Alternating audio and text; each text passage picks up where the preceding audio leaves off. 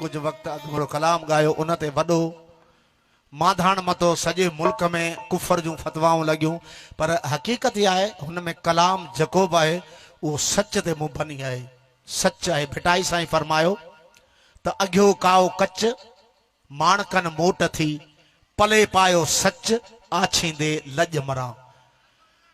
कूड़ एतिरो त अघामी वियो आहे, लतीफ़ साईं फरमाए थो जो मुंहिंजी झोली में सच आहे पर मां उहो आछण लाइ मूंखे शर्म थो अचे, उनजो को बि ख़रीदार कोन्हे। त हू जेको मूं कलाम गायो उहो सॼो सच ते मुबनी आहे, पर उन ते काफ़ी सारियूं फतवाऊं बि लॻियूं ऐं काफ़ी सारा माण्हू कावड़िया बि सही, छो जो उनमें उन्हनि चयो त तव्हां अल्लाह जी ज़ात जो इनकार कयो आहे, पर असां हरगिज़ ईअं न कयो आहे। असां अल्लाह ख़ुदा जी ज़ात जो इक़रार कयो आहे। असां इहो चयो आहे त असां हुन पंहिंजे महबूब खे वेझड़ो ॾिठो आहे, बाक़ी अणॾिठे खे असां नथा मञूं।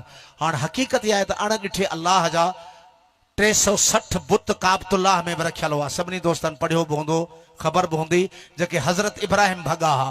उन्हनि में नंढो ख़ुदा, वॾो ख़ुदा, मींहुं वसाइण वारो ख़ुदा, साह कढण वारो ख़ुदा, काफ़ी ख़ुदा जा तस्वर हुआ। पोइ हज़रत इब्राहिम सभिनी बुतनि खे भञी हिकु वॾे बुत जे कुल्हे ते कुहाड़ो रखी छॾियो। क़ुर पाक में बि ज़िक्र आहे।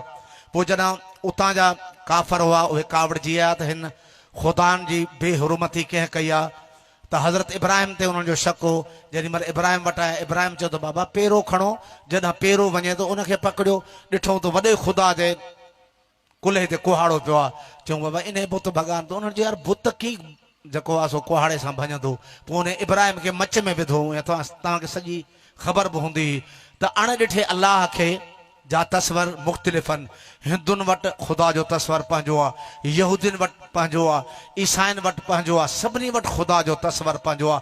पर जन ख़ुदा खे ॾिठो आहे उहो लतीफ़ हुजे, सचल हुजे, कलंदर हुजे, चीज़ल साईं हुजे, साईं मोहम्मद राशिद रोज़े धणी हुजे, उन्हनि हिकिड़ी ॻाल्हि कई आहे, उन्हनि में को बि फितनो फ़र्क़ु फसाद कोन्हे।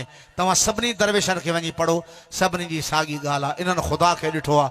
दोस्तनि फरमाइश कई आहे, काफ़ी सारा दोस्तनि उन्हनि फरमाइशूं कयूं हिननि ॿोला तव्हांजे हुज़ूर में।